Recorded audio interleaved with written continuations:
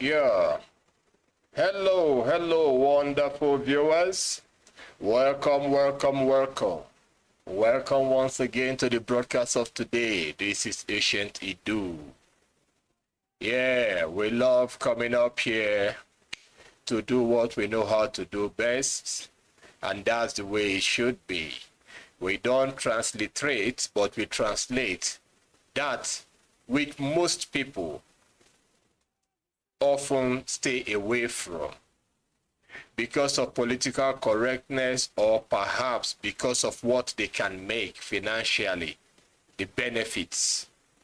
That's why most streamers, they tend to be cautious instead of narrating the truth. This is an alternate media service or system whereby passion ought to be displayed in light of the reality that is on ground, or perhaps the reality at hand.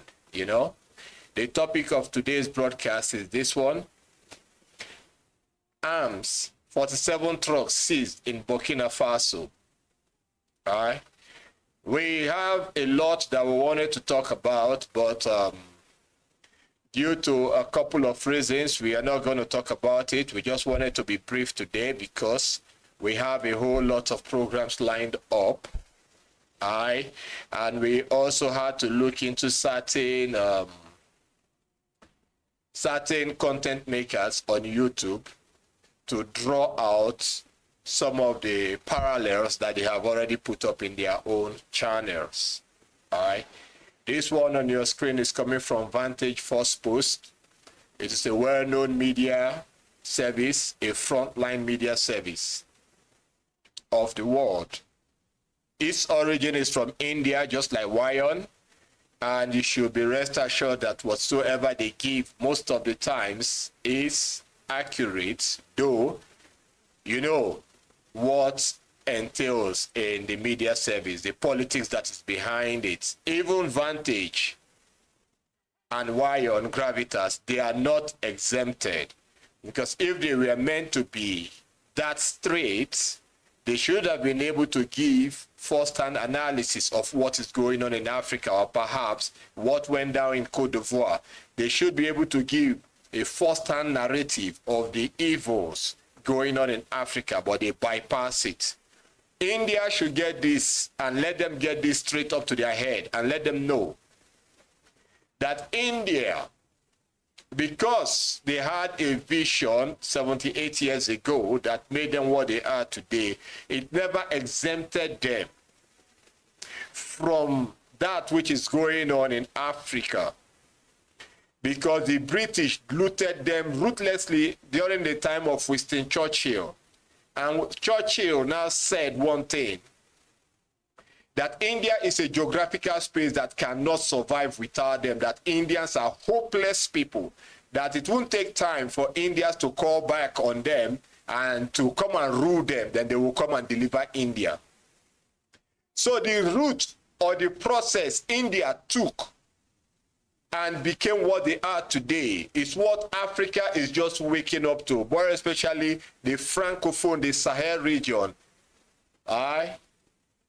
So for Gravitas or A.I.R, this is just a message to this channel so that they will get, and I'm giving them a refresher course to history, so that they will have an understanding of what it took Mahatma Gandhi to stand firm and injected that ideology into them, which they all accepted. And today, India is great. So if such a Mahatma Gandhi movement is happening in Africa, West Africa, the Francophone known as the Sahel, if it's happening there now, India should be one of the ones that should rise up to call a spade a spade.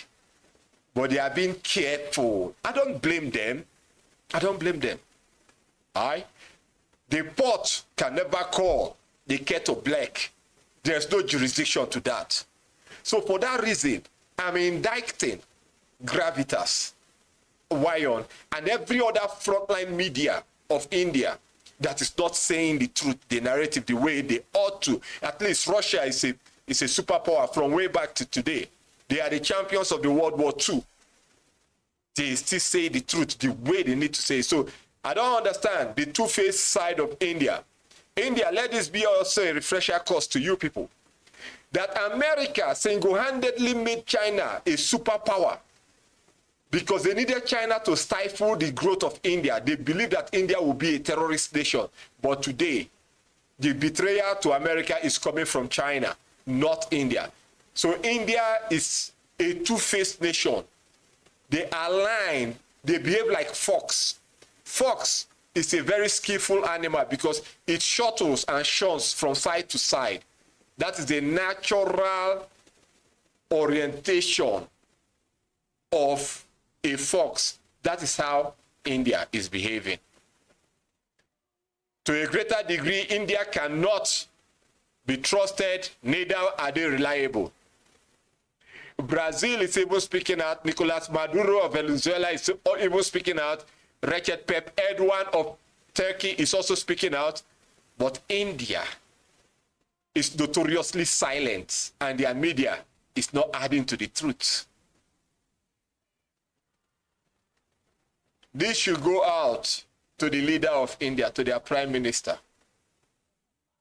It's either you people start speaking out to call the world order into perspective where they should be, and they should understand that this is a system of, it's no longer a unipolar world system, but a multipolar world system. So the Indian leader should know, and the media of India should speak out the truth the way they should have said it from the onset. But then, let's move in quickly into this one. They brought this video from Gravitas. This video clearly shows Russia moving state-of-the-art weapons and bombers into the Sahel.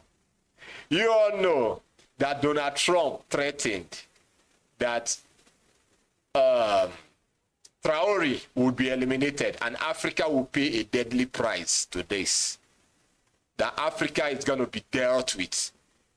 Meanwhile, the White House denied it for media's sake. They just denied it, but they are on with the program they wanted to do.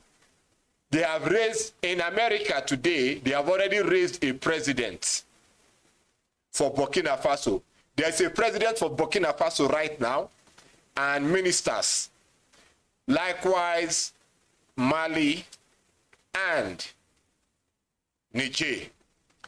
By extension, Chad, Togo, Guinea, in fact, virtually all West African states all have presidents that America have aligned and arranged.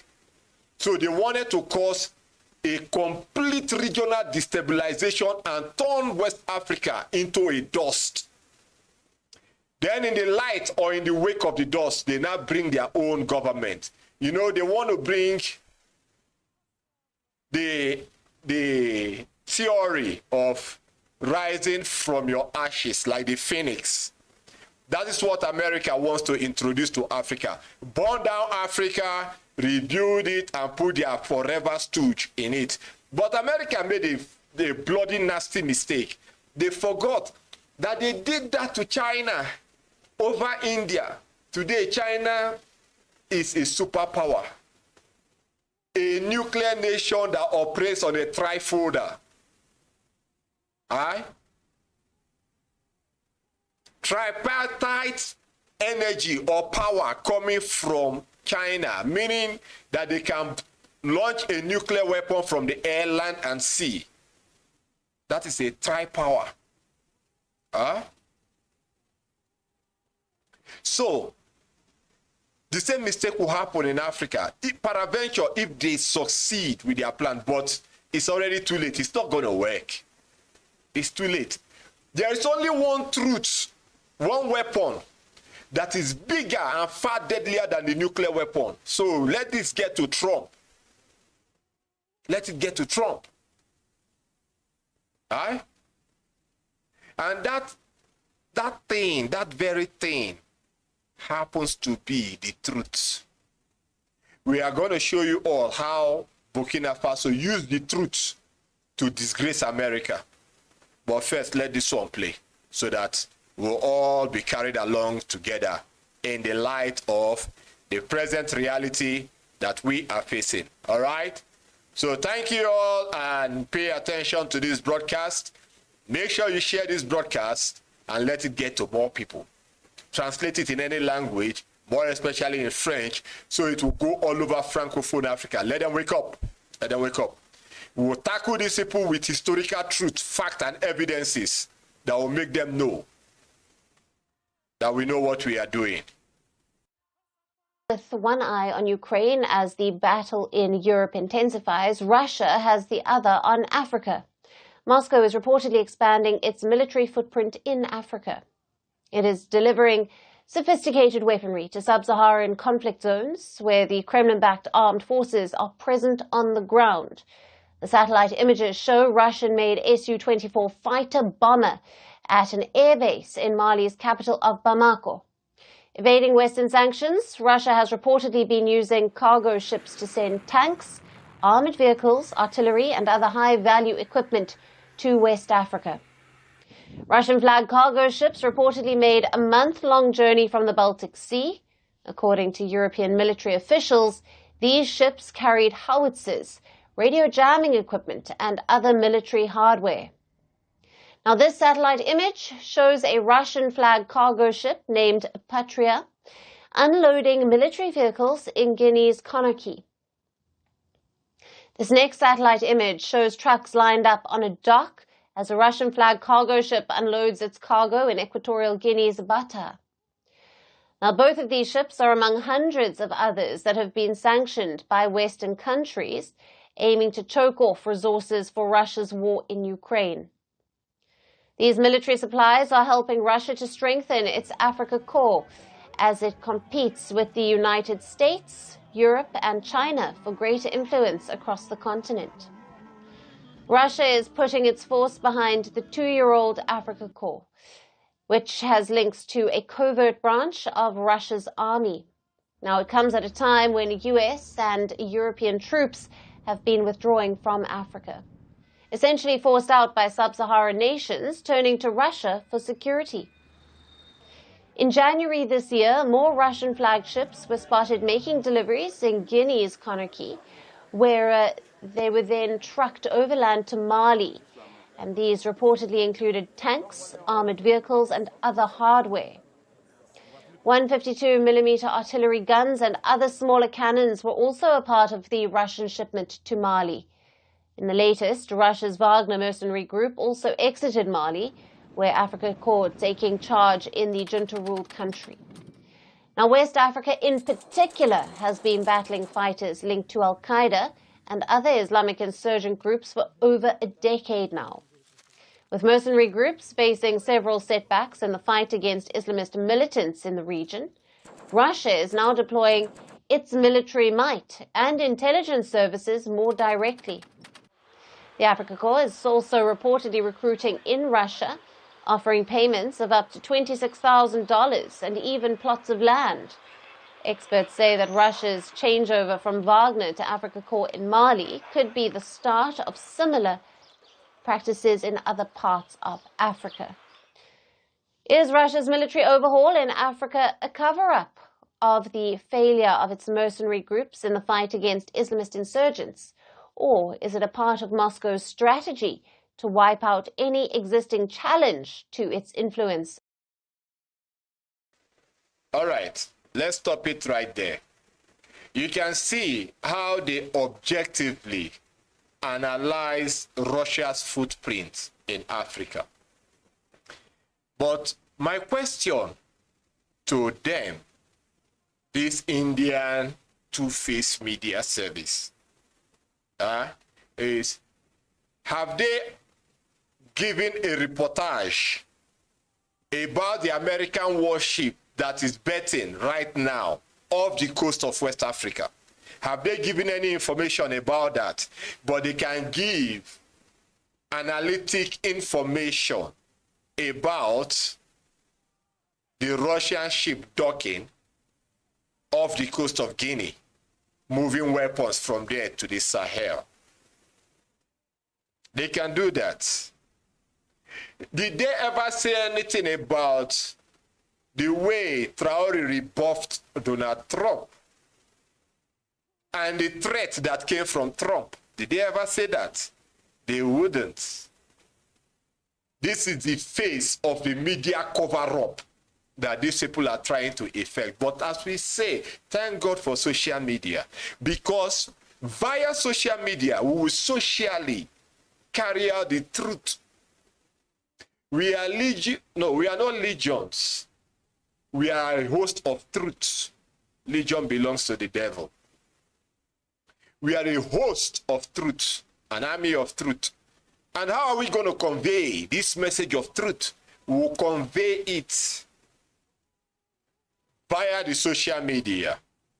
You can buy up the social media space. We don't give a damn, because the only thing that you can do is to use the old serpent tactics.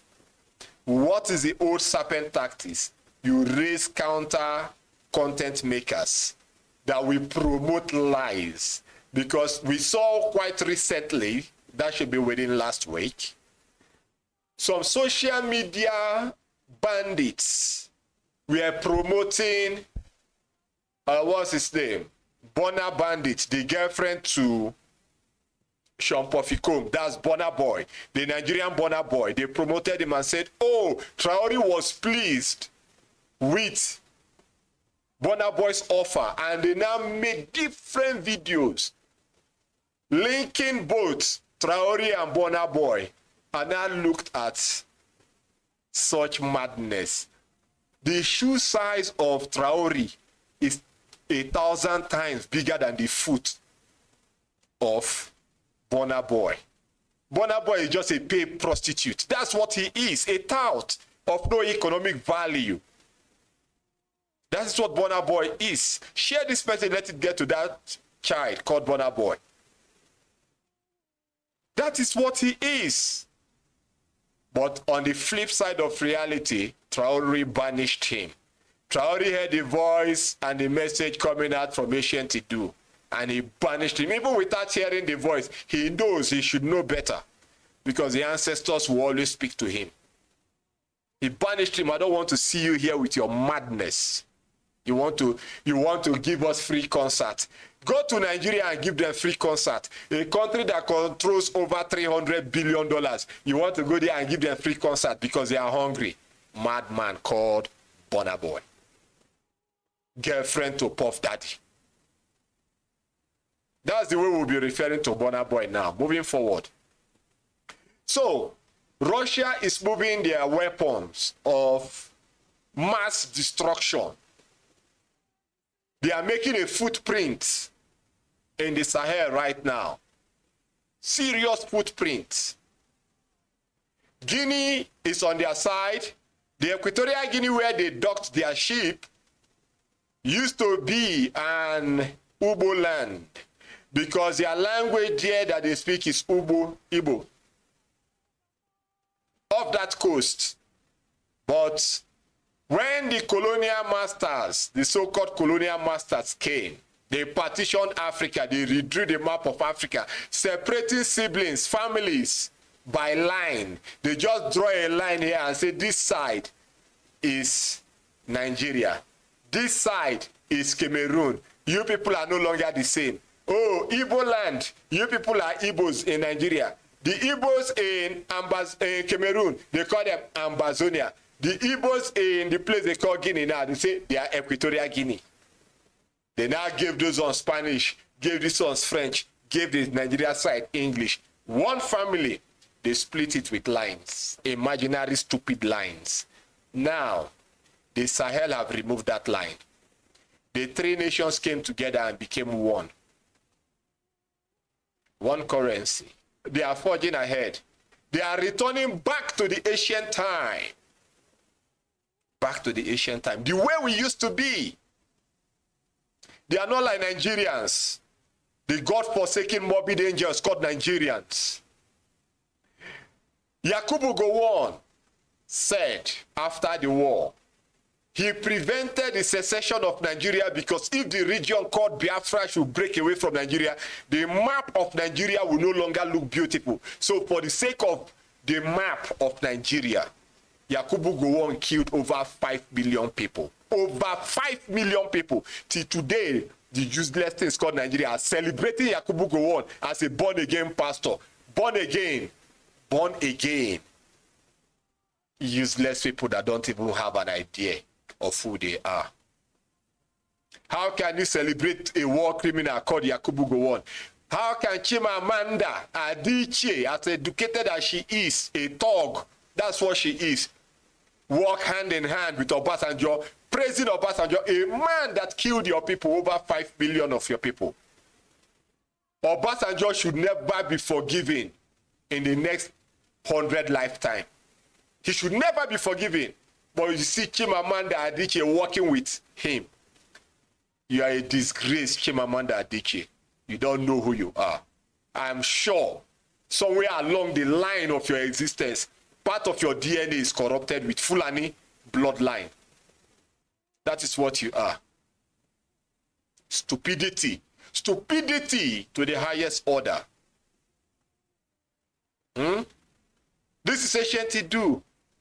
We deal with the facts of the pain, of the scar that is upon us.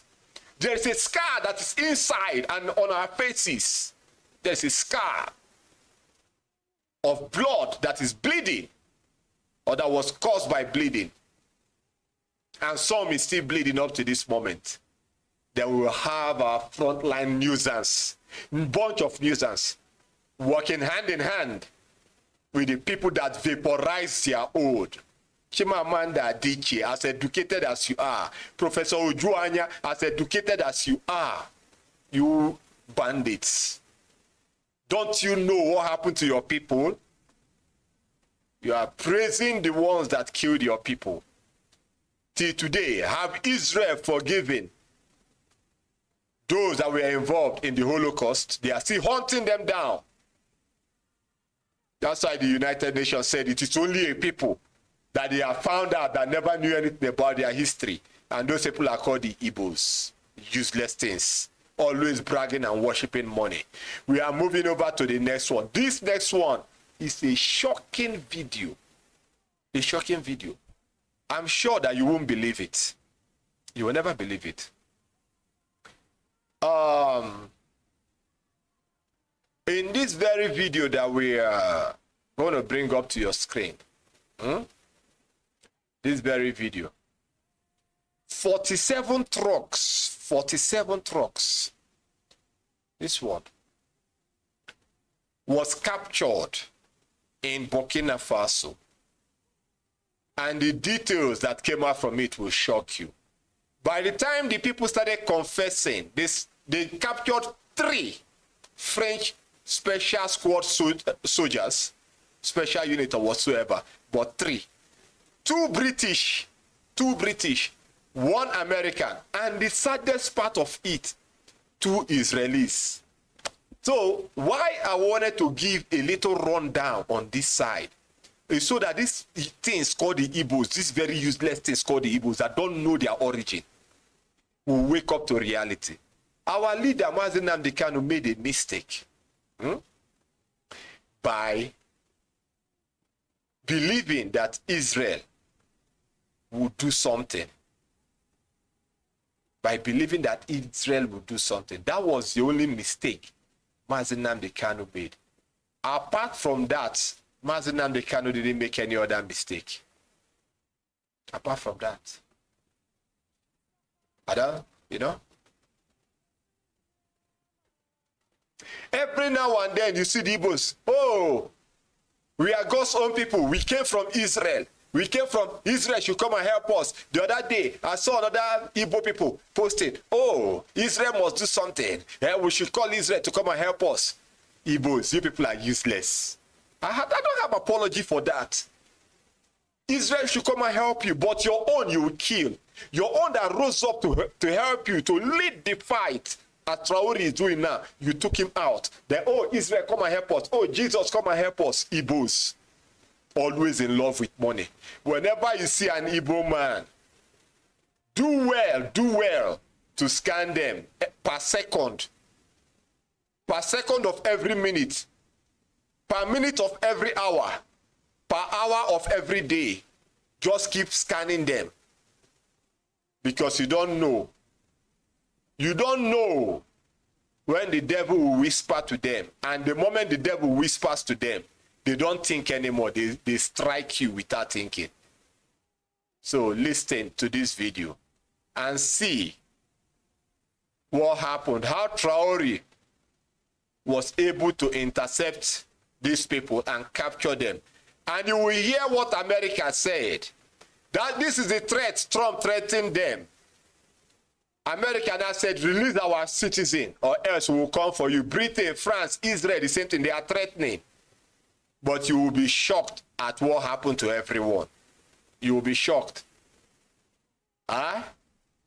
Even Turkey spoke out. Turkey is on the side of Traore. Russia, China, Venezuela, North Korea.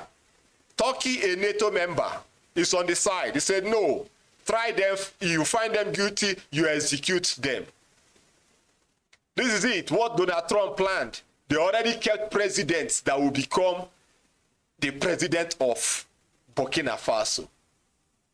47 trucks loaded with American weapons. Loaded with American weapons. This is what they did in Nigeria, caused a civil war. Then America now went, oh, they are fighting Vietnam. Britain, make sure you bomb Nigeria. Britain flew the planes that bombed Nigeria. During the Nigerian Biafra war, Britain was bombing the place called Biafra, Igbo land. They killed 5 million plus, if not up to 6 million. Britain. And America was busy. Oh, we are busy with Vietnam. Now America has started again. America, Donald Trump, they have entered Hollywood now, or Nollywood. Donald Trump and Elon Musk, both of them are having issues. They are fighting. The media is focusing on them. But meanwhile, the weapons, American weapons, are moving into Burkina Faso. 47 trucks. These are the trucks on your screen. 47 fully loaded with weapons from America. I thought they said America and Yemen, they are fighting. But American-made weapons are moving from Yemen down to Burkina Faso. Anywhere the chaos is going around the world, forget it, there's nothing there. Africa is the bottom line. Their warship is off the coast of our water. Nobody is reporting about it. Everyone is silent. Even the useless things called Africans, their media cannot report about it. They are all busy doing rubbish, promoting all sorts of sordid videos. Listen to this one. Maybe you might have some sense after listening to it. What if I told you that 47 trucks packed with deadly weapons were caught at the dead of night on a back road at the edge of Burkinafaso? And what if those weapons were not for defense, but for something far more dangerous? Stay with us until the end, because what you're about to hear may shake your trust in everything. Subscribe now to stand with the truth and power of New Africa rising. In a massive operation led by President Ibrahim Traore, 47 trucks, yes 47, full of weapons and military-grade ammunition, were intercepted. The amount and type of weapons seized raised only bigger, darker questions. Who exactly were these arms meant for? And who, from the shadows, was pulling the strings? The story began just 3 nights ago in the Kanchari region, right near Burkina Faso's border with Togo. At midnight, border patrol officers spotted something unusual. A convoy, long, silent, creeping along the borderline where barely anything moves at that hour.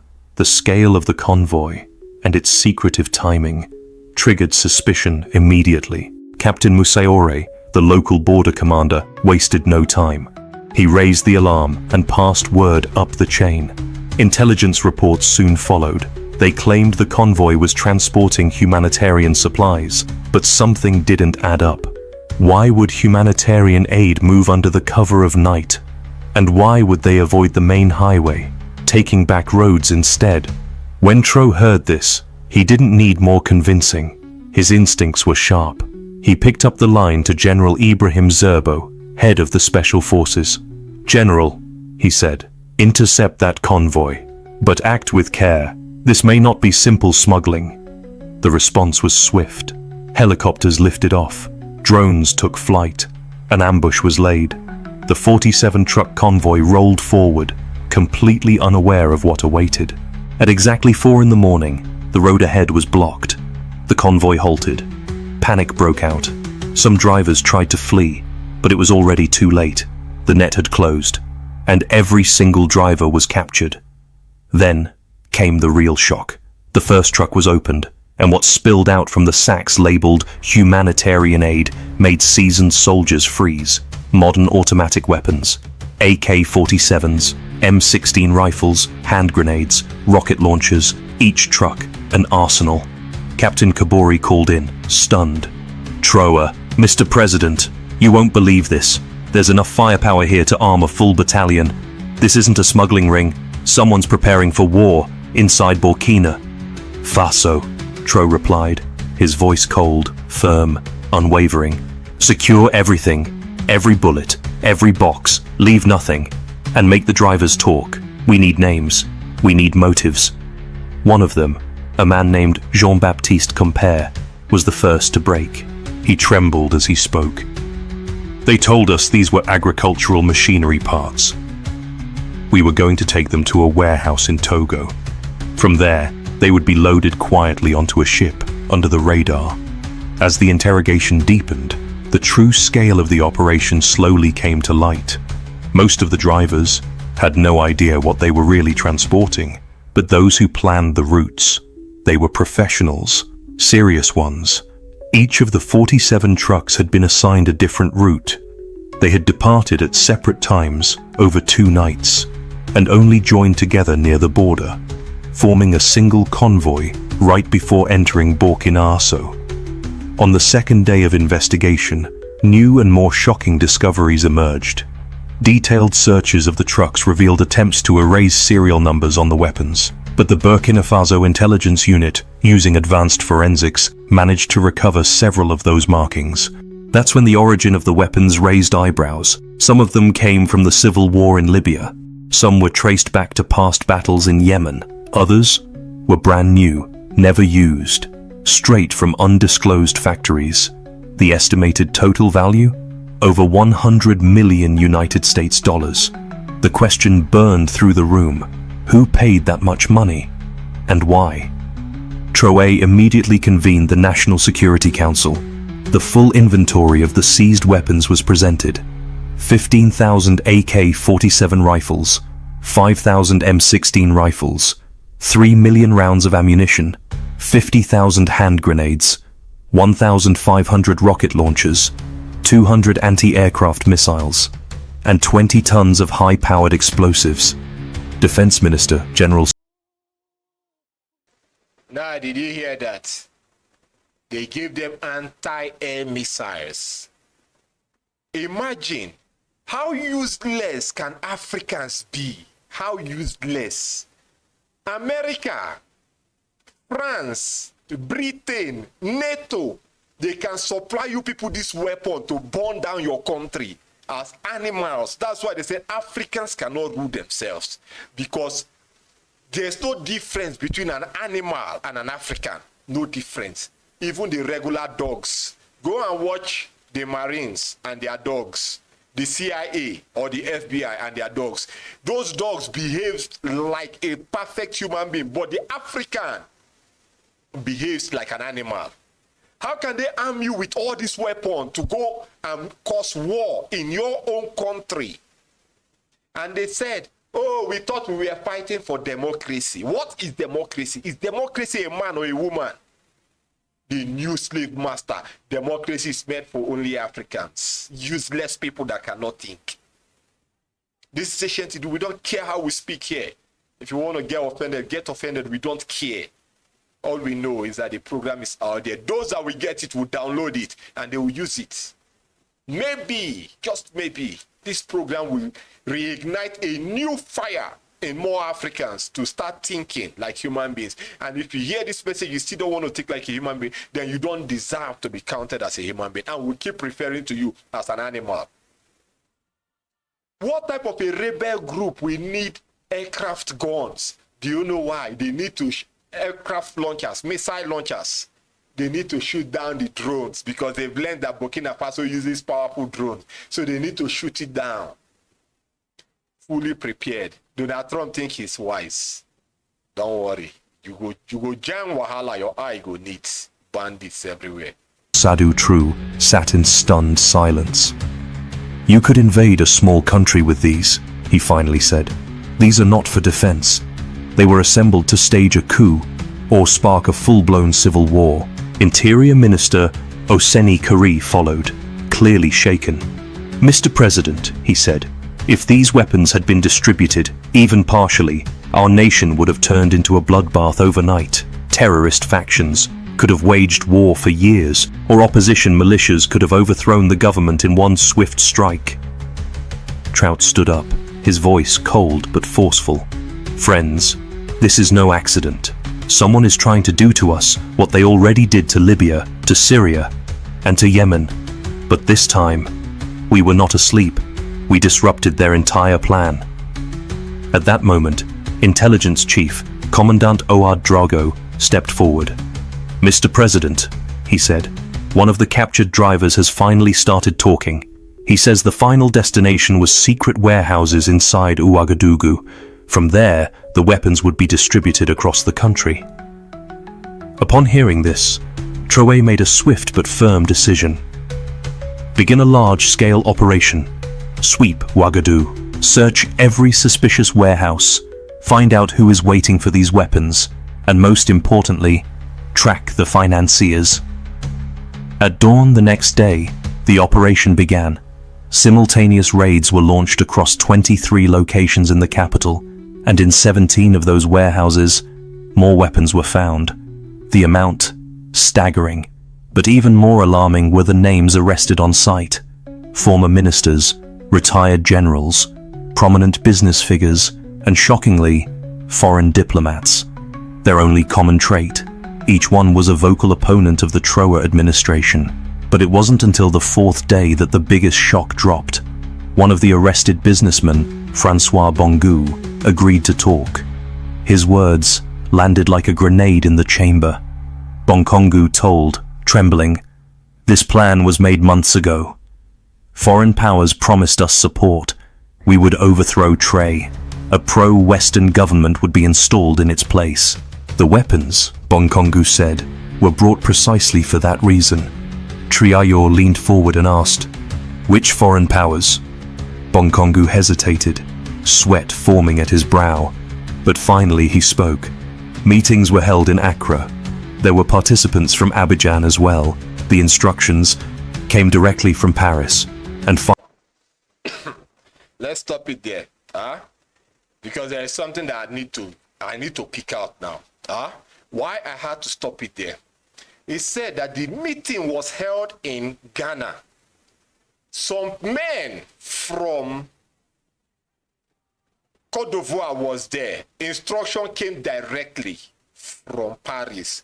They were guided. You see, we have been hammering on Anglophone countries, English-speaking countries, and we spotted Ghana with, not with love, but pure hatred. The hatred we have for Ghana, it is not a child's play. It's a serious thing. Quote us any day, anytime. You see these Ghanaians, never ever trust Ghana. Never ever trust Ghana. Ghana, Judas that sold out Yehoshua is far, far better than the Ghanaians. Ghana, no matter what Ghana does on earth, no matter how good they are, no matter how the world will promote them, even if what they did is genuine, we still hate them. We still hate them. Kwame Nkrumah, the pioneer of Pan-Africanism, who was he? An Illuminatist, an occult sold out man. That the Queen of England gave the pamphlet of Pan-Africanism. Pan-Africanism was not bettered by any African. It was bettered by Queen Elizabeth herself. and gave to them. The format and operation was codified and made open to Nkrumah. See, today Africa is still fighting for Pan-Africanism. That thing, we must scrap it. There's nothing like that. Ghana, the world now and the media, social media, they are buzzing. Oh, the president of Ghana invited Traore. Oh, he's learning the models of Traore. He has decided also to ban gold export. And he said, any gold that leaves Ghana, 20% must come back to the state, this one, that one. The West accepted it. Do you know why the West is accepting this thing? Because there is a grand plan. What is that grand plan? Execute Traore. Stop this awakening. So Ghana will come closest to you and behave like they were with you. Have we forgotten the Aburi Convention? It was held in Ghana. After the Aburi Convention, war broke out in Nigeria. Did Ghana do anything about that? Was Ghana vocal about it? Did Ghana rise up and send troops to stop the onslaught going on in Nigeria against the Igbos? Ghana was silent, but rather Ghana was on the side of African Union that supported Nigeria. But Ojukwu held a meeting in Ghana. Ghana has betrayed us twice, even more than that. And for each betrayer, millions of people died. Ghana was the foot soldier that helped Britain conquer virtually the whole West Africa. Ghana. Ghana is the harbinger of demons. Ghana, don't ever trust the Ghanaians for anything. Don't ever. Our hatred for Ghana is pure and is just. It's a worthy cause. We don't have any regrets about it. Ghana. Inside the same Ghana, where they are praising Ghana today for taking side with Burkina Faso, where they are praising Ghana today from modeling from Burkina Faso, that is where they did the meeting. The Ghanaian president knows about it. They know. That was where they did the meeting, where they carried all these weapons of war, moving them straight into Burkina Faso to destabilize the whole region. When they achieve it, you now see the Ghana president and William Ruto of Kenya. They will not come back on the fold and align with their European white masters. You see why Africans, blacks, if you are dealing with them, be careful. Your mother, your father, your sibling from the same womb can sell you out as an African. So it's either you wake up and realize that you are not an African, but you're a global citizen. You belong to the human race, the seed of mankind. That's what you are. But the more we keep saying, oh, the whites are after us. No, the white is not after us. America is not after us. France is not after us. Because if we tell them that enough is enough, automatically it will stop. But we can never say that. When we have Ghana, when we have Yoruba, when we have Fulani, when we have Igbos, people with contrived mindsets, when we have Kenya, when we have South Africa that naturally sees you and hates you for no good reason. South Africa go to school, no, school is a stress. We don't like stressing. But when they see someone that is educated, they become envious. Next thing, they kill that person. They kill the person immediately, South Africans. Violently. Nigerians will destroy you. How? With charms and witchcraft. They will destroy your life. Africa. Oh, motherland. We are on the side of ancient Idu. The spirit of the ancestors will rise. More Traoris will come up. And at the end of kicking out these Western powers, these neo-colonial masters, then we will now have the time to internally purge Africa. We'll purge Africa of every Ghanaian. We'll purge Africa. Ghana. This is where they held the meeting. Shame on you, Ghanaians. Shame on the entire Ghana. Stupid people everywhere. Continue. Final approval was given in Washington. The room fell into a chilling silence. Now, you heard that. I'll take it back a bit. Around here. It says the final approval was given in Washington. Who? Donald Trump, that said Traore will pay with his life and Africa will suffer. That was the threat that came from Donald Trump, that the whole of Africa. That was why Ghana decided to host them. And they plotted how to execute Traore. So that by the time they succeed, Ghana will be exempted from the list of the people that Trump will deal with. He said he would deal with the whole of Africa. Till today, no African leader have said anything. Lumumba, the talkative, the parrot, the cocky, he has not said anything. Everyone is radio silent. And they pretended that they never heard Trump say that. Even at the wake of this thing, Nigeria couldn't even send a message to Côte d'Ivoire. Till this moment, Nigeria is, to Burkina Faso. Till this moment, Nigeria is radio silent. After 5 days was when ECOWAS said, oh, we heard what happened in Burkina Faso, but not even in Burkina Faso. They didn't say anything. It was Cameroon, the one of Cameroon. Oh, we heard what happened in Cameroon. But we urge you people to restore democratic rule. Can you imagine ECOWAS and African Union, useless group of animals called Africans in those organizations? Paul Biya had been in office for 50 good years. Now you are urging the people to bring him back to office. You see democracy and their religion of Christianity and Islam will remove everything. No more. Once the awakening is complete, we will remove all this institution. No more. You can see Saudi Arabia is threatening that they will deal with Burkina Faso for not accepting 300 wells and 200 mosques. At the age of AI and technology, you are going to a nation to build 300 wells and 200 mosques. Is that not an insult?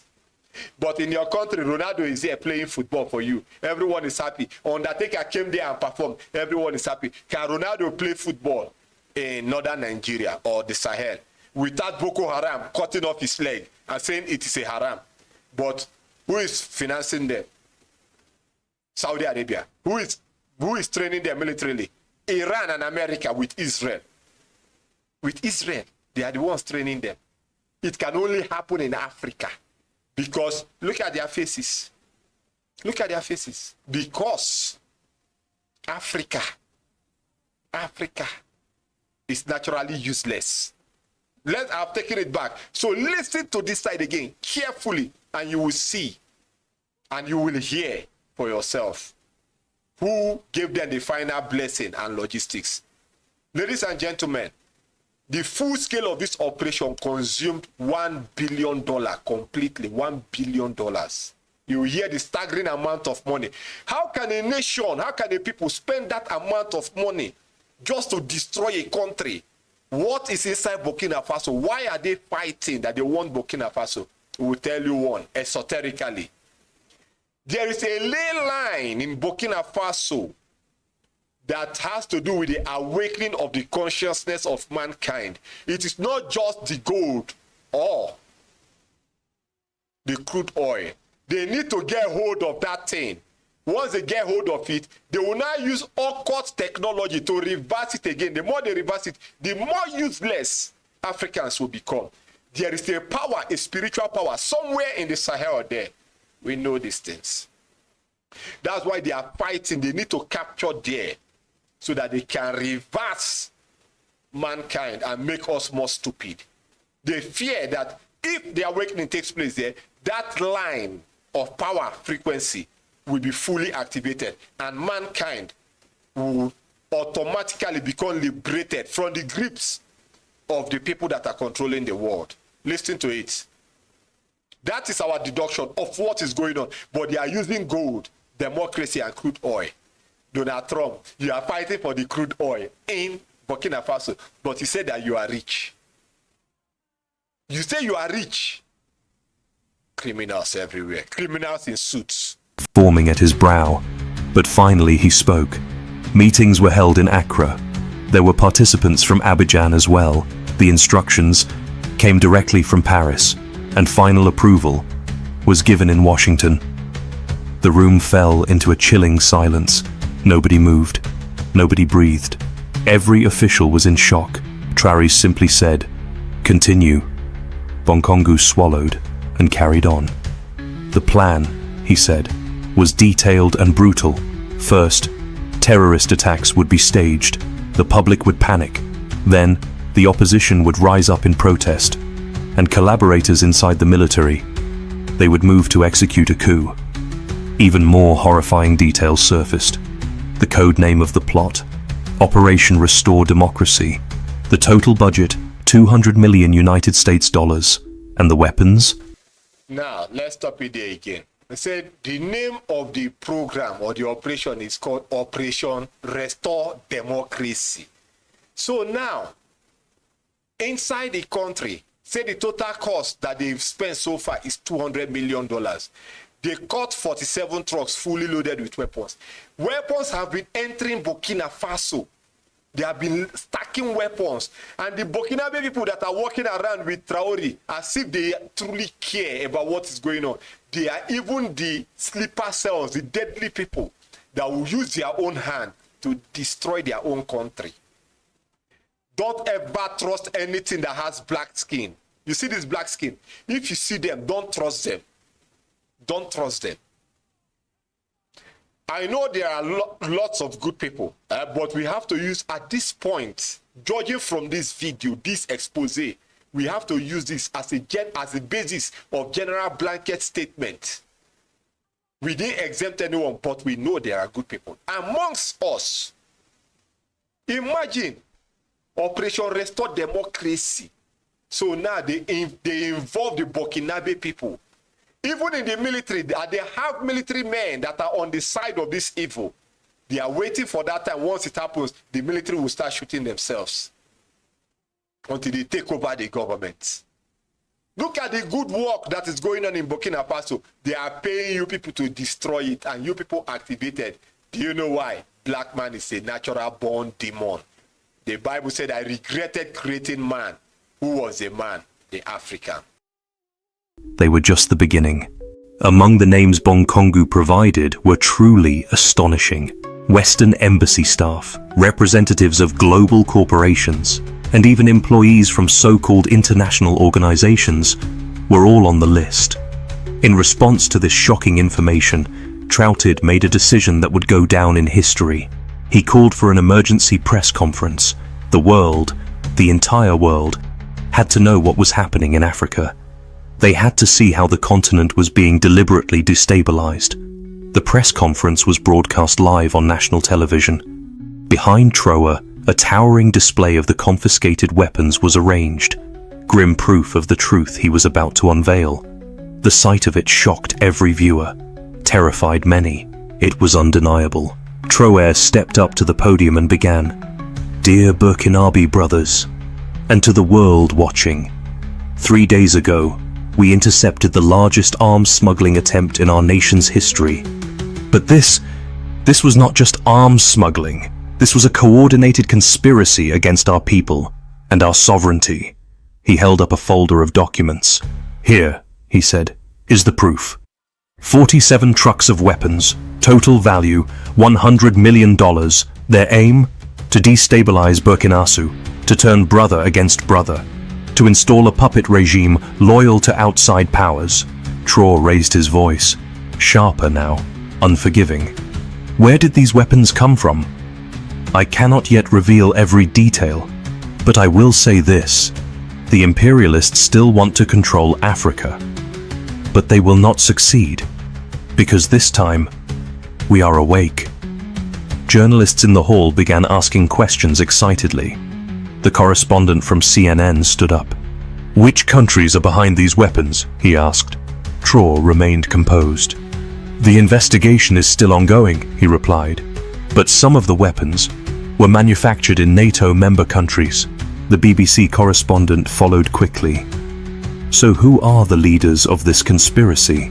Traore nodded slowly. 17 individuals have been arrested, he said. "Among them are former ministers and retired generals. Informants are talking, and soon all of the truth will be revealed." Then came a question from Al Jazeera. "How will this affect regional security in West Africa?" Traore answered without hesitation. "This is not an attack only on Burkinafaso," he declared. "It is an attack on the entire continent, all of Africa. Similar conspiracies are already in motion, in Mali, in Niger, and in Guinea. We must now act as one." A journalist from the Russian press asked next, Will you be increasing your security measures? Traore said firmly. Absolutely. Our army is fully on alert. Our borders are under the tightest control. But more importantly, our people, they are with us. The most striking moment of the entire press conference came when one of the detainees' confessions was broadcast live. Francois Bongu appeared on the screen. His face was stained with tears, his voice shaking. They deceived us, he said. They told us we would bring democracy, but in truth, we would have divided our country. Traore is right, he continued. We became traitors. I apologize, with all my heart, to my people. When the video ended, a heavy silence filled the hall. Traore continued speaking. Here is the real face, he said. These people, they were selling their homeland for money. But they failed, and let me tell you this, they will continue to fail. While the press conference was still going on, outside, something remarkable was unfolding. Thousands had gathered in the streets to support Traore. Banners were held high. Slogans were being chanted. Long life Traore. Down with imperialism. Traore came out and addressed the people directly. My dear citizens, he said, thanks to your strength and your unwavering support, we stopped this conspiracy. Thanks to your vigilance, Burkinafaso stands safe and proud. As long as we remain united, no enemy can defeat us. Young people lit torches and marched together. Women sang the national anthem. The elderly prayed under the open sky. God protect Traore. Protect our country. Meanwhile, messages of solidarity poured in from across the African continent.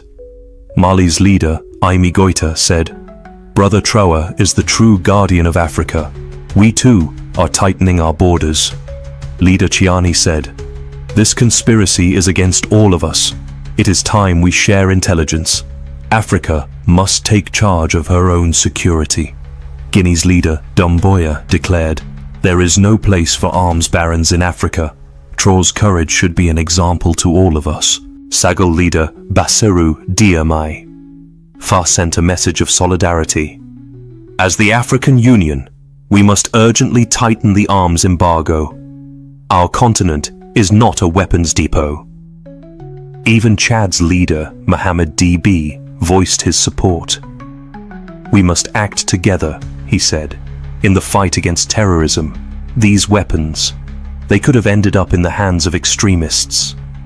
From Uganda, Museveni stated, My young brother A.I.R did a great job. Africa can, and must, ensure its own security. From South Africa, Ramaphosa added, This event should serve as a lesson for every African nation. Arms smugglers and those who sponsor them must be exposed and punished. On the fifth day of the operation, new developments surfaced. Documents recovered from seized computers. Now imagine, African leaders, people are speaking out. Till today, did Nigeria say anything? Nigeria is radio silence. I don't think Ghana said anything because the plan was hatched in Ghana. You can see, even Ramaphosa tried to speak, and for that, we applaud him. We applaud him because he is still in pain in that country. Continue. Revealed just how far the conspiracy reached. It wasn't just about Burkina Faso. The entire Sahel region was targeted. The files held shocking detail. There was a separate plan for each country. In Burkina Faso, it was Traore. In Mali, Keita. Now, I need you all to listen to this side carefully. Listen to this side. This is where you will get the shocking information. In Burkina Faso, it was Traore. In Mali, it was the other one. In Niger, it was this other one. And meanwhile, in this country, they already have the presidents, the senators, and everybody. They have arranged them. The same citizens of the same country these men are fighting for, dying for. They have already made them, America have made them presidents already. After the war, we'll install you as president, and you will give us the right to vandalize your nation, to loot your nation for the next 100 years. Because they usually sign a 100 years contract to 1,000 years, 2,000 years. After 100 years, they will review it and continue again. Just listening to this side is important. In Niger, Chiani, each leader would be removed, each government replaced with pro-Western puppets. Then came the bombshell, the financial dimension, the total budget. $1 billion United States dollars. Investigators were already... You heard that? The total budget, $1 billion United States dollars. That is what they spilled for this operation. Weapons, they have littered the whole land with various weapons. America is just busy dumping the weapons there, and their ship is off the coast of our waters. From there, they are moving these weapons into our land. America is busy loading the whole place with explosive. People will die, they don't care. But if one American citizen died, the whole world will start crying. Don't worry.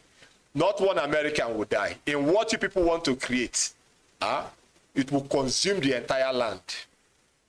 This will be the Armageddon of all battles, because it will be a battle of light against darkness. We understand that Trump is masquerading as an agent of light, but we know where he's coming from. Tracing the source. Some funds pointed towards Gulf countries, others towards Europe. How do you think Africa should respond to conspiracies funded from abroad? Leave a comment Amen if you support Traore's courage, vision and defense of a sovereign Africa. Traore quickly held a second press conference, but this time, his tone had changed. It was sharper, fiercer. The masks have fallen, he said. Those who wish to recolonize Africa should understand one thing. We are the grandchildren of Thomas Sankara. We will not kneel. He held up the new documents. They were even more striking than before. Inside was a full list of the government that would have been installed after the planned coup. Ministers had already been selected. Tasks had been divided. Even the very first executive actions had been drafted. Traore slammed the folder shut. Look how brazen they are, he said. They divided ministries before even overthrowing us. But they forgot one thing. The people of Burkinafaso are the rightful owners of these lands. Among the newly arrested were also foreign nationals. 3 French, 2 British, 1 American. And interestingly, 2 Israelis. All of them held diplomatic passports. But they were not diplomats. Their interrogation created an immediate international crisis. The governments involved demanded the release of their citizens, but Traore refused. Having a diplomatic passport does not give you freedom to commit crimes, he said coldly. On the 6th day, the court process officially began.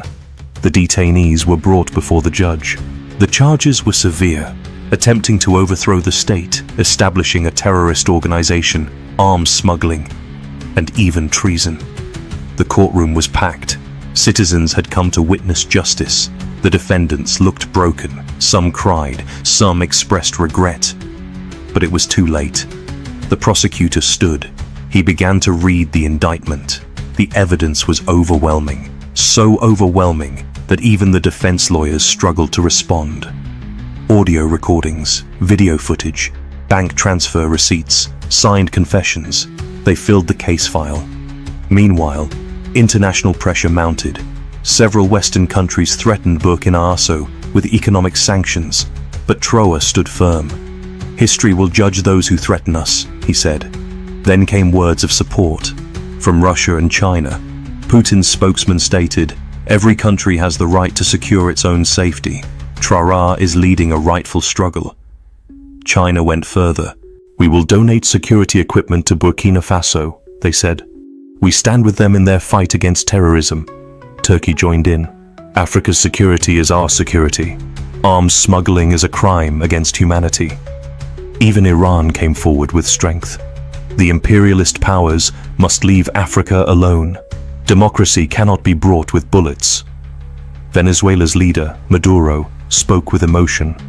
Brother Traore is the new Bolivar, a hero, a true leader of the anti-imperialist cause. On the seventh day, Trara appeared before his people. Thousands had gathered. His speech was historic. "Dear people," he said, "a week ago, we stopped a major conspiracy against our beloved country. We seized 47 trucks of weapons, but even more than that, we disrupted the plot. We exposed those who wanted to divide us." The crowd erupted in applause, but Trara wasn't finished. "This victory," he said, "does not belong to us alone. It belongs to all of Africa. From now on, no one can play their games with guns on this continent. No one can make us puppets again." The young kept tempo. "Tro, tro, tro." Women shouted victory cries. Elders shed tears. Tre finished his words like this: "We will melt these weapons and build schools, build hospitals. We will transform death tools into life tools. This is the real victory." When the speech ended, the square turned into a sea of emotion. It was roaring. People were laughing, crying, hugging one another, kissing cheeks of strangers, celebrating as if a war had ended. And in truth, it had. Burkina Faso had been saved from a disaster of unimaginable scale. On the 8th day of the operation, the fate of the captured weapons became clear. As Trara had promised, a portion would be melted down and sold as raw metal. The funds raised would be spent directly on education. Another portion, those most advanced and intact, would be handed over to the National Army. They would serve to modernize the defense capacity of the Burkina Faso military. The rest, they would be publicly, permanently destroyed. But more than an operation, this moment had become a symbol, a message.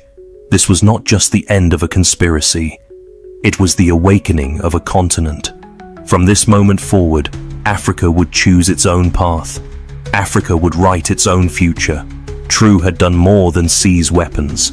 He had defended the dignity of a people, and with it, the honor of an entire continent.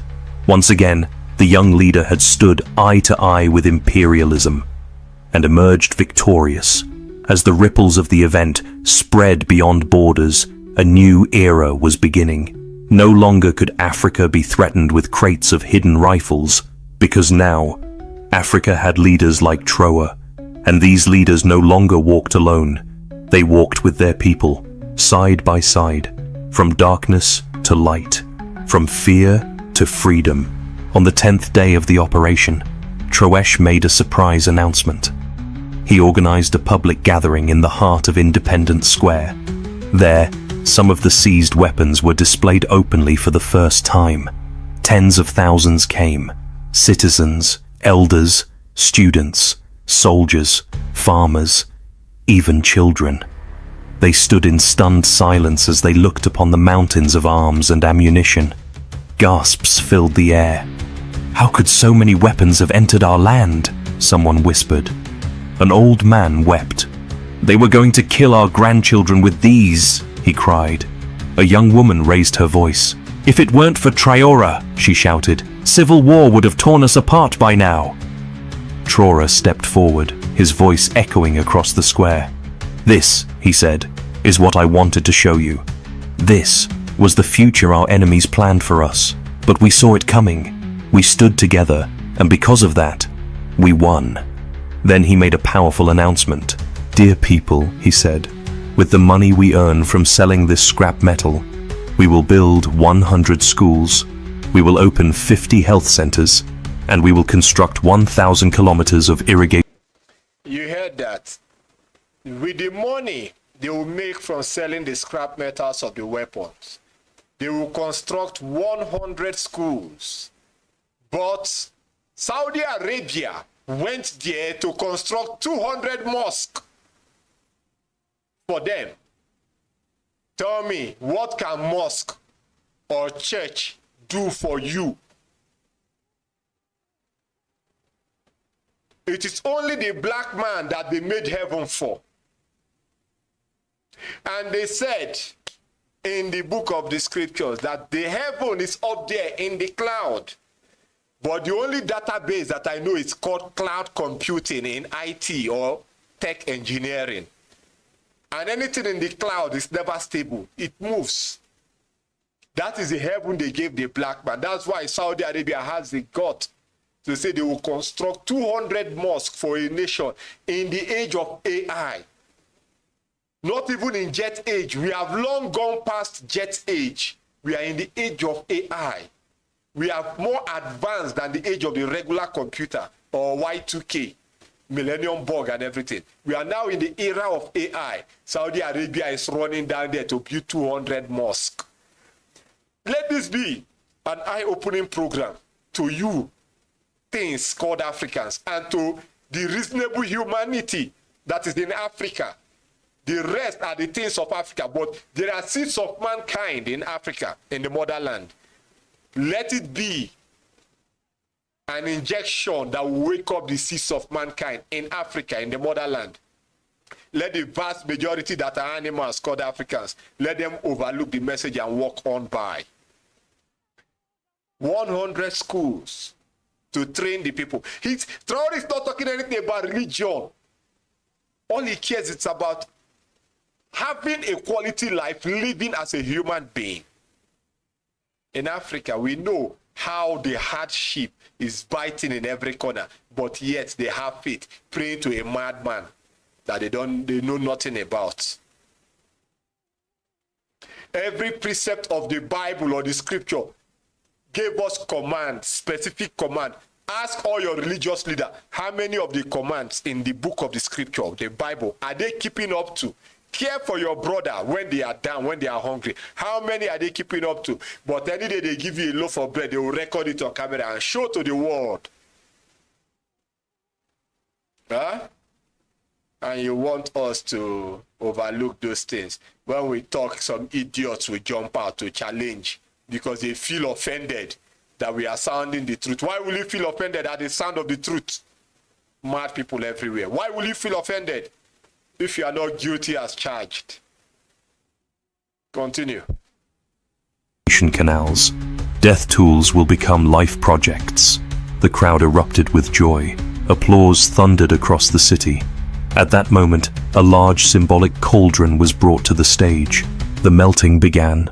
One by one, the weapons were dropped into the fire. Steel turned to liquid. Hate turned to purpose. From the very first melted weapon, a school bell was cast. When our children hear this bell every morning, Trouty said with pride, they will hear the voice of peace. International observers watched in awe. Journalists held their breath. Cameras flashed. A representative... Now, international observers were there. Al Jazeera, they all interviewed him. But where can we find those videos today? They just did it and stifled it, trampled it, they covered it and kept it. It's a secret. They don't want to expose it. They are still trying to see how they will break Africa and destroy everything. Then maybe after they have failed, like 5 years' time, 10 years' time, they will now release it on their channel and say, oh, something like this happened. That is what they did in Iraq. That is what they did in Libya. They knew nothing was there. They just needed to spoil the land, desecrate it, kill the people, steal their resources. Then when they finished, 5 years later, some generals from Operation Desert Storm, the one from Australia, came out and confessed, oh, nothing like that ever happened in Iraq. We didn't find anything. America just made a mistake. Some American senators came out, oh, we made a mistake, a horrible mistake 5 years ago. Oh, we put people in hell. And all that thing is trash. They all know what they are doing. And to that, there would never be any forgiveness to them, just as we hate Ghana. There will never be. Because at the end, 5 years later, they'll come out with the truth. Truth exploded. Everybody will go. They will make money selling that truth to you because you are useless and you can't think. Of the United Nations stepped forward and said, this is the first time in African history weapons are being turned into symbols of peace. The African Union's special representative was moved to tears. Tro didn't just seize weapons, he said. He has changed Africa's destiny, and now the whole continent will follow his example. Meanwhile, the court process continued. The defendants' confessions were revealing more terrible details every day. It was understood that the conspiracy was not limited to Burkina Faso. but was a huge plan covering all of West Africa. The route of the seized weapons was finally revealed in full. They had originated in Eastern Europe, passed through underground routes in Libya, and made their way into the Sahel under false humanitarian cover. This was not amateur work. It was carefully coordinated. Every crossing had its broker. Every permit had a price. Every silence had been bought. What emerged was not just arms trafficking. It was an international network of corruption, of violence sold for profit, of chaos funded in suits and boardrooms. Tro did not stop at exposing it. He shared the evidence directly with Interpol, and from Geneva to Pretoria, from Abuja to Moscow, the world began to take notice. International arrest warrants were issued, bank accounts frozen. The web, one that had existed for decades, was finally cracking. And back in Burkinafaso, a decision was made. The 15th day of the operation would become a national holiday, not to celebrate war, but to remember awakening. National Awakening and Victory Day. Every year, schools would teach it, children would remember it, and future generations would be reminded, freedom is not a gift. It is defended. Peace is not promised. It is earned. In his final address to the nation, A.I.R stood in front of the flag and in front of history. This victory, he said, is not only about seizing weapons, it is about Africa proving, finally, that we are capable of standing on our own. We can secure our borders, we can protect our people, we can determine our own future. And most of all, when we are united, no empire, no bribe, no threat can defeat us. Not with weapons, not with money, not with lies. Africa's time has come, and it had begun with the courage of a people and the resolve of a leader. Burkinafaso had become more than a nation. It had become a mirror, a spark, a warning. Other African nations watched and understood. We are only safe when we are awake. We are only free when we stop renting our sovereignty. As Trera had once said, Africa will no longer be a depot of death, but a depot of hope, a depot of light, of dreams, of shared struggle and shared victory. And that depot would welcome the world, but not with weapons, not with bombs, not with fear. It would open its doors with love, with knowledge, with dignity. This was the miracle A.I.R created, not just stopping 47 trucks of death, but awakening 47 million minds. Because in the end, the true victory was not in steel, but in spirit. And those hearts were now beating for freedom, beating for justice, beating for Africa. And perhaps, that is the question for all of us now. What kind of Africa do we choose to leave behind? One guarded by fear, or one guided by dignity? If this story touched something... Now, if this story touches you, do the right thing, share this program. What type of Africa or future do we want to leave behind for the next generation? Is it the one of sabotage or selling out or what? That is the question that we have for you all. You can see the massive scale of what went down in Burkina Faso. No major media, they did one more thing to it, they stifled it.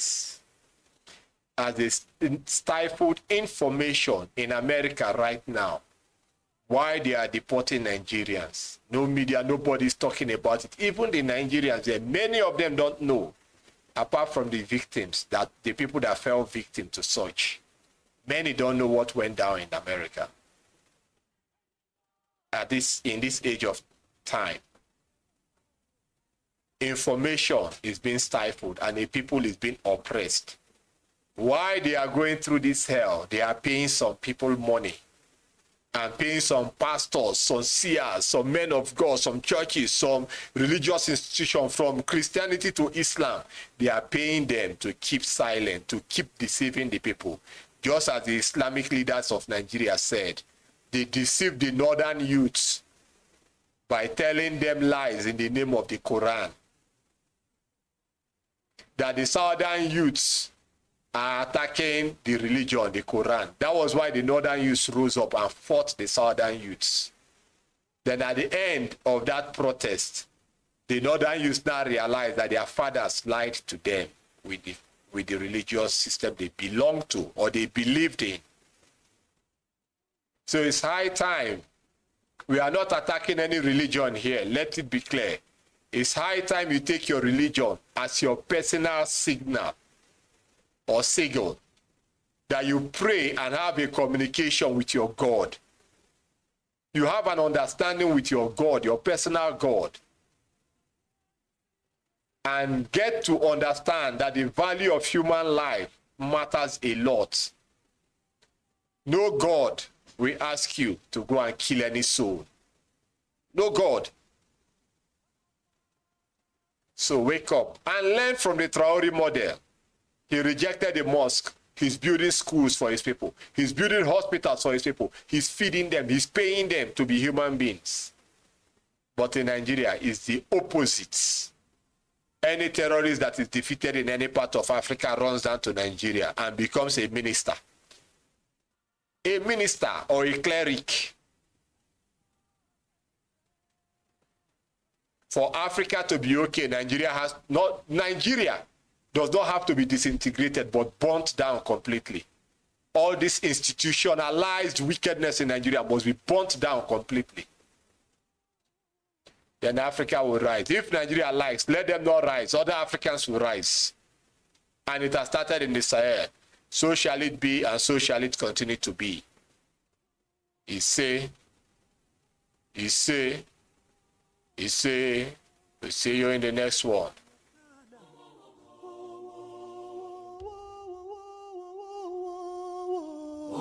Ooh.